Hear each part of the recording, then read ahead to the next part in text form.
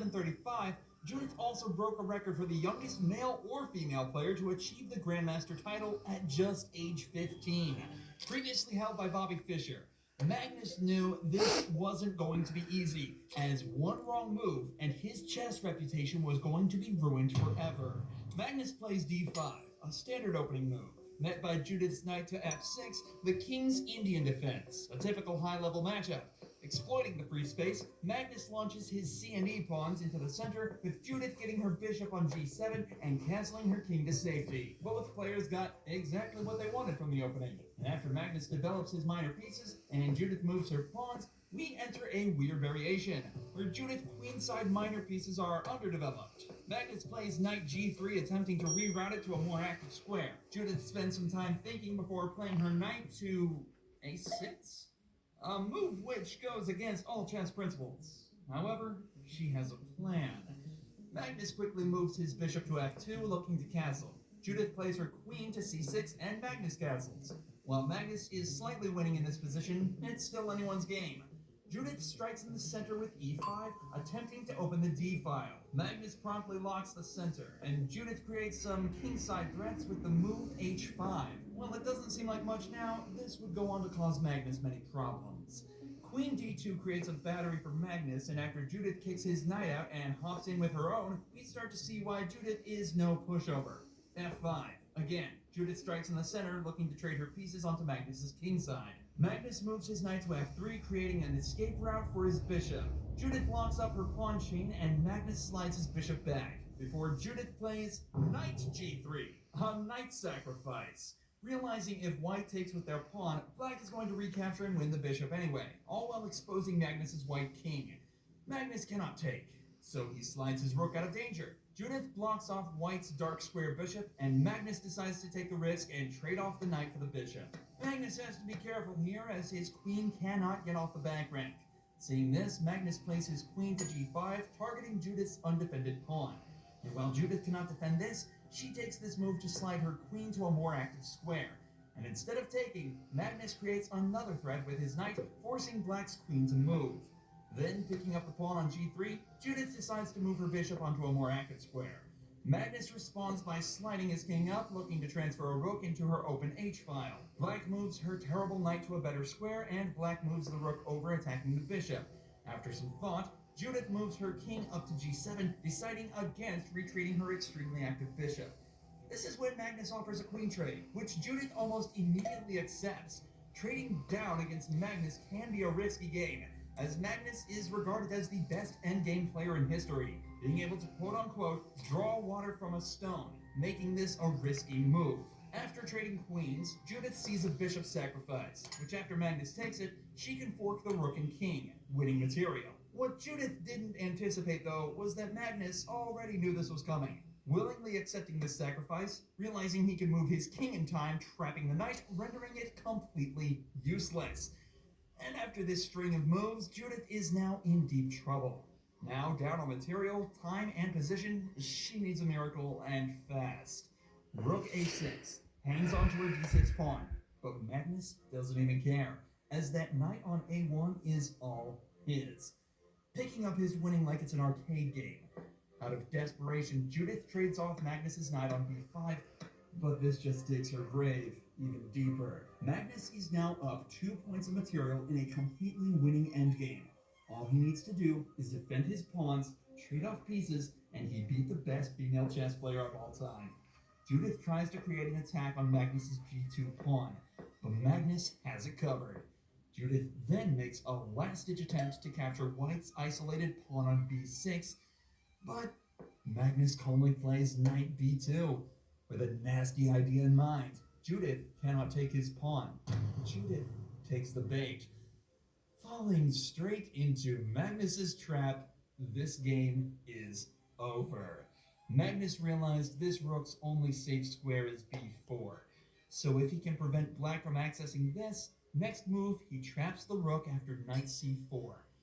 And that is exactly what he did, with the brilliant move bishop to b5, forcing Judith Polgar to resign the game. The players shake hands, with Magnus still remaining as the undisputed chess world champion. ticking down on his clock. But his opponent is not an easy one that he's facing. Vincent is an amazing player. He's just 18 years old, and people claim that he's the biggest hope for Germany having a world champion since the great Emanuel Lasker, the second world champion. And Vincent today is facing the strongest player on the planet, Magnus Carlsen. It's a two-game mini match between them, and Magnus, with the black pieces, would be looking to give his best, but a draw would not be such a bad result. Magnus adjusts all his pieces, and we are ready to go. Will he play d5 here? Will he play knight to f6? Remains to be seen. He puts his knight on f6. And now Vincent moves his pawn up to c4. How does Magnus continue here? He goes for e6, a very solid opening choice. And Vincent is ready for the Nimzo Indian. He plays knight to c3. Now, one idea is to play Nimzo Indian. The other one is to play d5, which is the Queen's Gambit declined. Well, Queen's Gambit declined is a little bit, you can say, more solid in nature than Nimzo.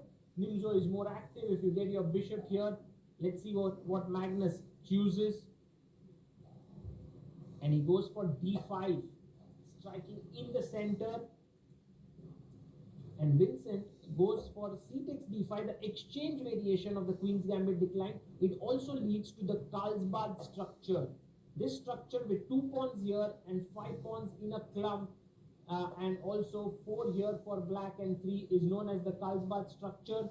Bishop comes to g5 and pins the knight. Now the threat is to take the knight, queen takes, and pick up the pawn on d5. Magnus plays bishop d4, and suddenly from the Queen's Gambit decline territory, we are in the Ragozin territory. So bishop d4 played by Magnus, and now Vincent plays the very solid move e3. White has a very strong center. Magnus has piece activity. He plays h6, and right now White can take the knight. He can move his bishop back, or he can also play his bishop back to f4. Vincent decides to play his bishop back to f4.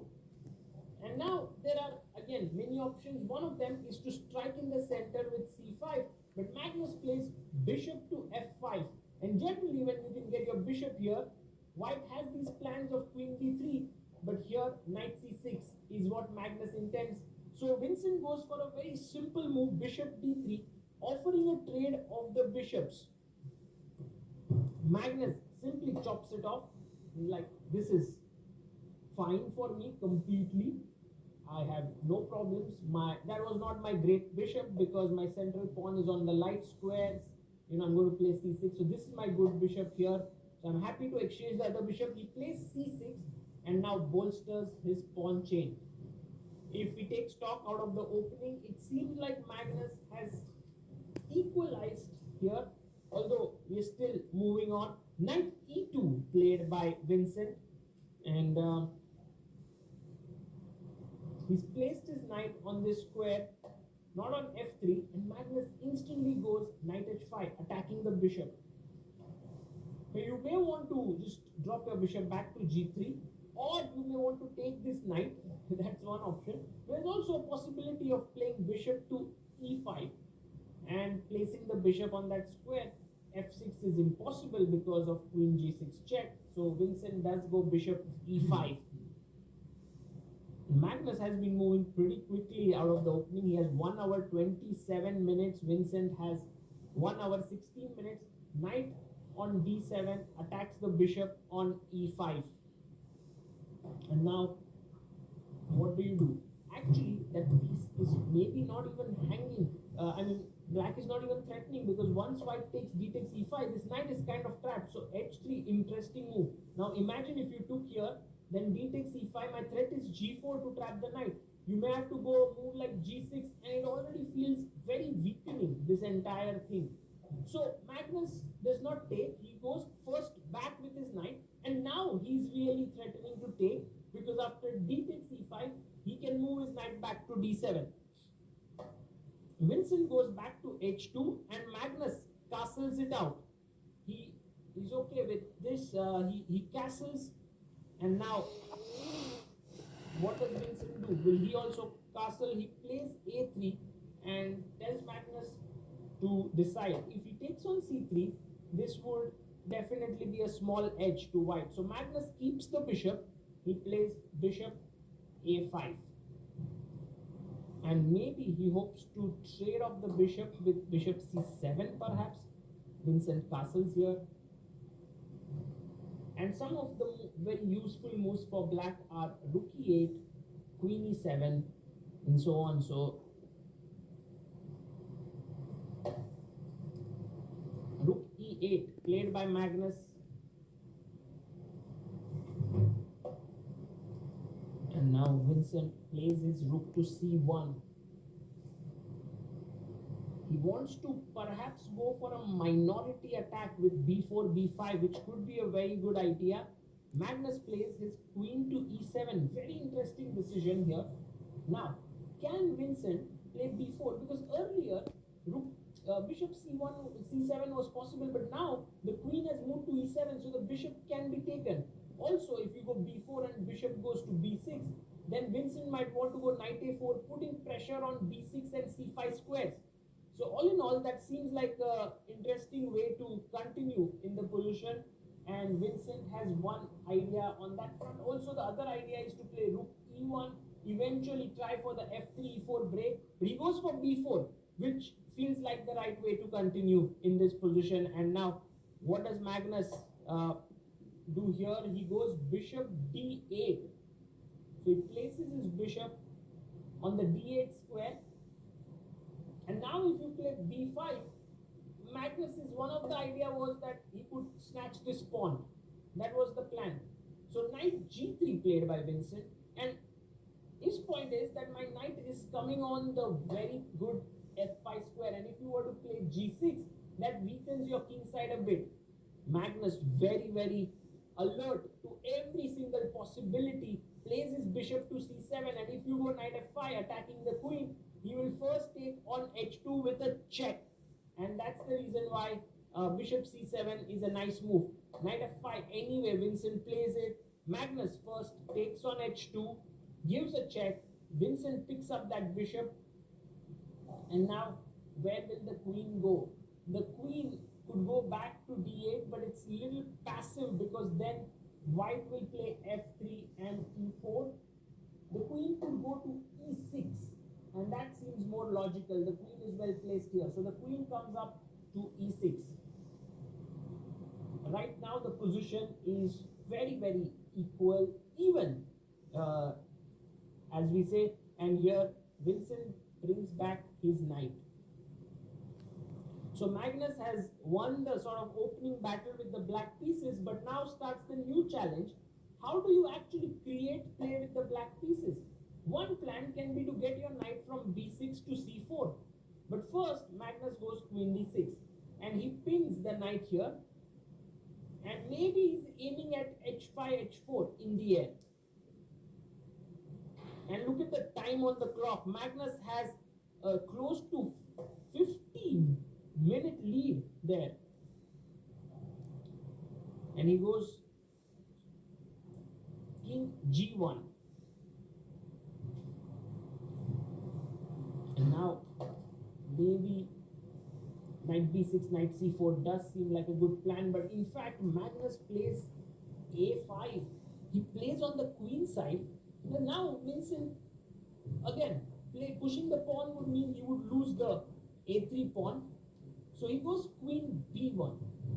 And a very typical idea in this position is to go b5. This is very, very common. Yes, you weaken the c6 pawn, but very, very quickly you're getting your knight here and your knight to c4. So that does feel like a good idea for Magnus to push his pawn to b5. What is Magnus going to play? He goes knight to b6. And this is a very interesting move, because if you take here, now notice the knight is hanging and so is the pawn. So you can't recapture, you have to go knight c4, and Vincent has taken. He's taken that pawn. Magnus has to go knight c4. Now, if you take this pawn on b7, then rook e b8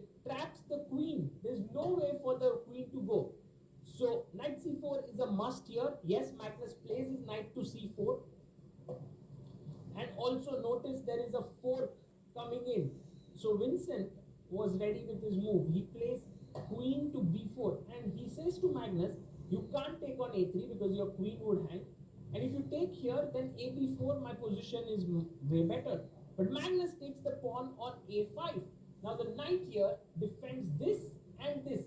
So it seems like this knight is slightly over worked for the time being, and Vincent goes for a small little tactic with knight takes d5. But this is not a big surprise for Magnus. He's already seen it. He takes back with the knight, and now Vincent takes queen takes c4, but the a3 pawn is hanging. And with all these things that have happened, let Magnus take that pawn on a3. Yes, he takes it. With all that has happened, the pawn structure has changed quite a lot. White has 5 pawns here, while black has 2 pawn islands. So white has 1 island, black has 2. So definitely pawn structure wise, white should be doing well. But on the other hand, black does have an outside passed pawn. Queen c5 played, offering the queen for trade. And now, what does Magnus do? He takes. And of course, Vincent should take with the rook here, not with the pawn. And that would spoil his structure. And he takes with the rook. So rook takes c5 has been played. Now, white has a clear plan to put the rook on b1, pressurize the b7 point.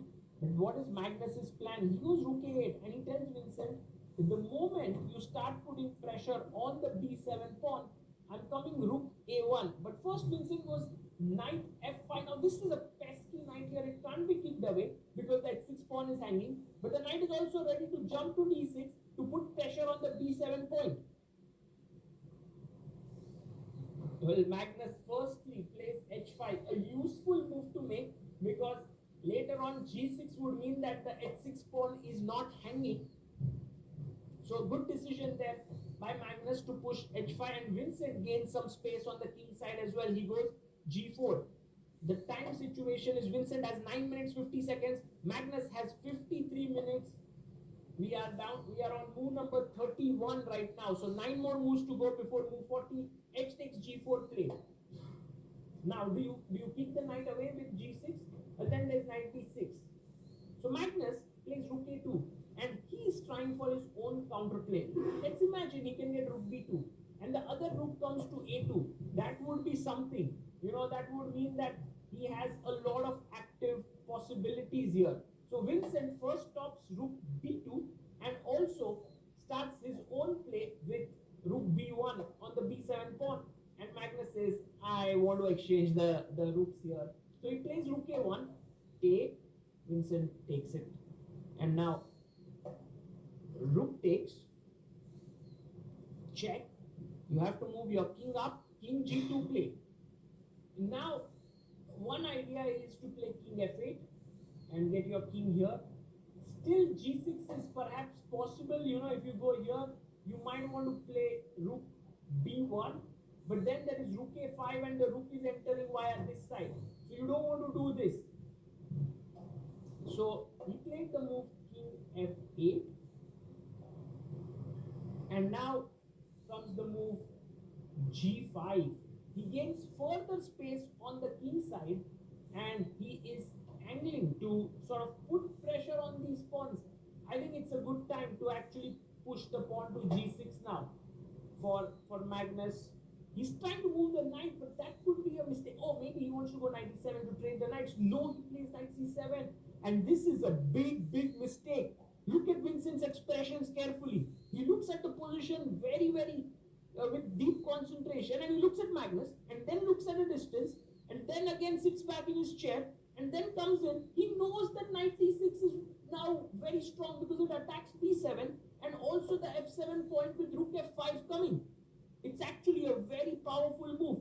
So Vincent, after having a good look at his opponent, plays the move knight d6.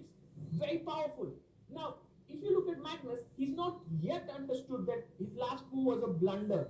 If you look at him, he's still pretty cool, calm, composed, and he's looking at what should he play as his next move here. His idea was this move rook b1, and if he plays it, he does defend b7, but what about rook to f5? Putting pressure here, he can't defend. And look, he even moves his hand to the rook and then stops. And then suddenly notices, oh my god, rook f5 is coming. What am I going to do if I play rook b1? And now, Magnus's expressions completely change at this point. He starts looking there. He realized he's gone wrong. He now tries to focus hard, shaking his head there. This is what happens when chess players, even to the best of the best in the business, the position was equal, but a lapse in concentration, and suddenly you are in trouble. And look at Vincent. His confidence keeps rising. Magnus can't believe what he has just done from a completely fine position. Just one move has shifted everything in his opponent's favor. He's trying his best to see what is the way in which he can create maximum play. Knight e6 was one of his ideas why he wanted to play his knight to c7, but now after rook f5 or even rook e5, which is a very powerful move because now b7 is hanging, and if you try to defend it, there's already this amazing move g6 just hacking at the structure, and the knight is hanging. Magnus is sitting there with his head in his hands. He just doesn't know what to do. Now he's just sort of, it's a nightmare for a strong player, because from a completely fine position, when you land into this situation, you just don't want to play. And there you have it. Magnus says, I don't want to play this position anymore. That's the kind of expression. But chess makes you take up sort of responsibility for your decision, and Magnus has to make his next move. He has to play something. He has still 37 minutes on the clock. Vincent has 6 minutes. We are just 3 moves away from reaching move 40. I guess either you want to defend b7, but then this is hanging on f7, or you want to stop rook f5, you want to play the move g6.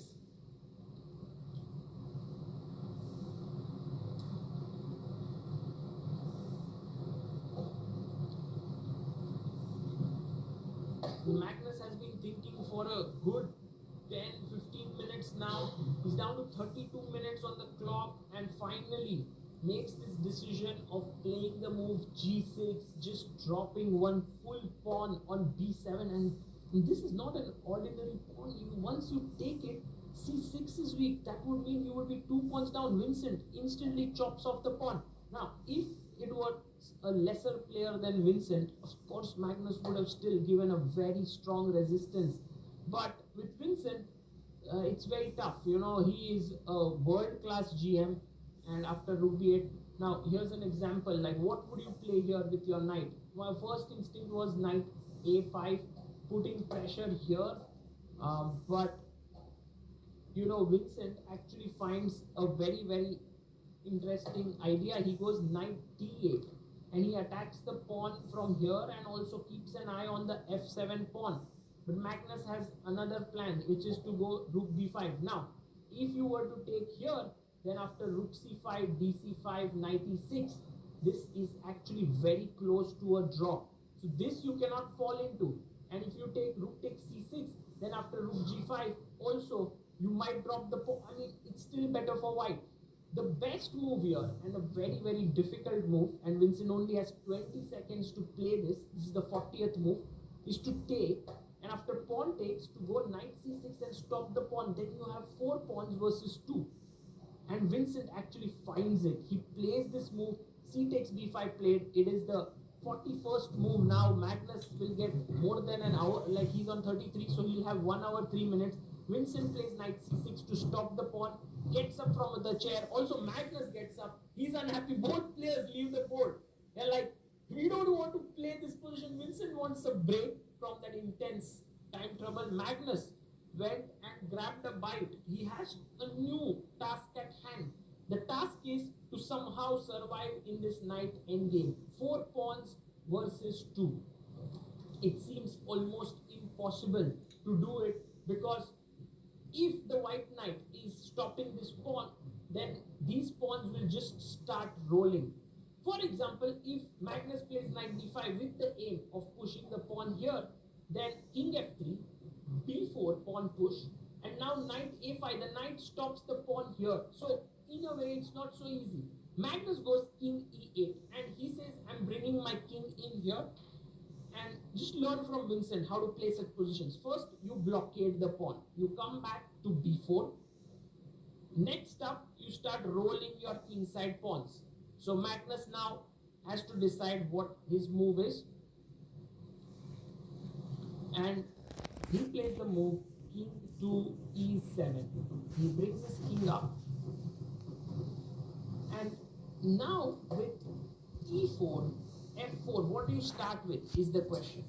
Okay, have to be careful. If a move like e4, suddenly knight e6, double attacks both these pawns. So first f4, just solidifying the entire structure. Now you want to play e4, but when that happens, let's say king d6. Now when e4 is played, you don't want the knight to come and attack both these pawns. So you need your king at that point to be on e3. And that's the reason why Vincent brings his king in. He's bringing all his pieces, and notice how the knight covers this square, pawn covers this square. If Magnus were to play knight d5, then after takes king e2, this is a winning king pawn endgame because the white king stops these pawns and black king can't do much here. So Magnus goes knight e6, he places his knight on a decent square, and Vincent brings his king to e2. There is definite benefit in playing this in an unhurried fashion. There's no need to hurry. Just be calm. Yes, you're beating the 5-time world champion and also the greatest player on the planet right now, but it's a one game. You don't need to rush, and that's what Vincent is doing right now, playing very calmly. What is Magnus's next decision? He goes knight to g7. He moves his knight away, and now white wants to push the pawn. I think that would be a good idea, because once the knight comes back, then we can play king e3 to defend both the pawns. So pawn up to e4, fantastic move played by white. And now Magnus Carlsen goes knight to h5, attacking the pawn on f4. What does Vincent do now? Maybe just king e3 is fine. You can also go king f3, and he goes king f3. There are still some subtle pitfalls to navigate here for white, but the only thing that could lead to him not winning this is if he hurries. And for an experienced 2700 plus player like Vincent, this is not going to happen. He plays this very calm move, knight to d3. Look, if you play a move like e5, which is looking winning, you are creating some problems for yourself. You know, you're creating this f5 square for the knight. So Vincent actually goes knight d3. Magnus comes back with his knight to h5. And now, once again, if you rush with f5, then after g, f, e, f, and maybe, okay, king d5, there might be knight f4. So first knight g7. And unfortunately, this can get very, very tricky. So he goes king e3 again. A little waiting move, asking Magnus, what is his plan? Because now, if the king moves away, then d5 check could be possible. Magnus goes with his knight to g3. And a very good move now is pawn up to d5. This semicircular structure is very good because the king is planning to come to d4. He goes king c7, but now king d4 is great, because if you give a check, then the king comes up even further to e5, eventually to f6, and rounds up these two pawns. So he goes king d4, strong move. King moves up the board, and Magnus has to decide how is he planning to continue here. He goes king to b6. Can white now play his king to e5 to f6? Is that safe? Because Magnus now also has a plan to play here. He goes knight e5. This requires some calculation, but Vincent has seen it. b4, now the b pawn is running ahead. So if Magnus tries to go and stop with his king, then he might lose this e4 pawn. So he goes, takes the pawn. Magnus pushes it further. Once again, king c3 would be a blunder because knight e4 leads to a draw. So he goes knight e5. And his point is that you want to give a check when the pawn pushes to b2 and take it. So this pawn is not moving forward and the knight has come back on time. Knight e2, a check to the king. And so the king goes back attacking the knight. King e3. And now the king goes to b5. So you could push the pawn down the board to d6, but Vincent plays his knight to d3. Of course, you cannot take this knight right now because b2 would just end the game. So first, knight d3, very solid. And Magnus plays his knight to c3. And at this point, d6 seems to be the right choice because you're pushing forward. Yes, he pushes his pawn ahead. And if Magnus goes king c6, you can play e5. And if you try knight a4 to push your pawn, then already a very good idea is f5, g takes f5 and g6, and this pawn is queening down the board. So Magnus does go king c6, and I believe Vincent is going to find the move e5 here. Magnus just goes and checks Hikaru's position in the background. e5 played, and next the threat is very powerful. f5 is coming in, and so at this point Magnus has to think what to do. There's nothing much. Vincent has 2 minutes, Magnus has 43 minutes, 44 minutes, and with all this time his position is completely lost.